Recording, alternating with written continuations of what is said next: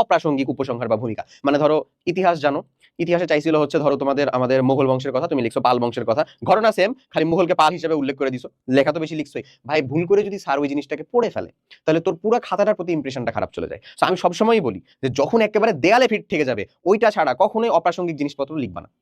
দেয়ালে ফিট থেকে গেলেও লিখবা না, লিখবা না, মানে বুঝছো তো, দেয়ালে ফিট থেকে গেলেও লেখা দরকার নেই, লেখার প্রয়োজন নেই। অপ্রাসঙ্গিক জিনিসপাতি না লেখাটা হচ্ছে সব থেকে বেস্ট একটা অ্যাপ্রোচ। বাট যদি এখন দেখতেছোই আসলে আর কিচ্ছু করার নাই, তুমি সাদা খাতা জমা দিবা, সাদা খাতা জমা দেওয়ার থেকে তো অন্তত ওই কি বলবো উদ্দীপক গুরুত্ব অপরিসীম লেখা বেটার। বাট আমি জানি যে আমার দেখা, মানে আমার আমার কথা শোনা বা আমার যে অডিয়েন্সটা আছে সেই অডিয়েন্সের মধ্যে অ্যাটলিস্ট মানুষজন এরকম না যে তারা হচ্ছে ওই উদ্দীপকের গুরুত্ব অপরিসীম লিখে, অন্তত তারা এর থেকে বেশি পরিশ্রমী, তারা এর থেকে বেশি ভালো একটা ফলাফল করতে পারে, করেও, এবং এটা আমাদের কাছে নিজেরই জানা, অনেক মানুষজনের সাথে তো আমরা কানেক্টেড, তাই না? তো সেটার কথা বললাম। সো অপ্রাসঙ্গিক জিনিসপত্র আমরা শুরুতে বা শেষের দিকে একেবারে দেওয়ার চেষ্টা করবো না, ঠিক আছে? মানে ধরো কোনো একটা কোশ্চেনের লাইনে যখন আমাদেরকে কোনো একটা উক্তি যথার্থতা প্রমাণ করতে বলে বা এই উক্তিটি যথাযথ নয় সেটা প্রমাণ করতে বলে, তখন আমরা কোনো অপ্রাসঙ্গিক কথাবার্তা, অপ্রয়োজনীয় কথাবার্তা সেখানে শুরুতে বা শেষে দিব না, কারণ স্যারদের টেন্ডেন্সি থাকবে শুরুর বা শেষের যে যৌক্তিকতাটা, সেই যৌক্তিকতাটা তুলে ধরার বা সেই যৌক্তিকতাটা বুঝার বা পড়ার।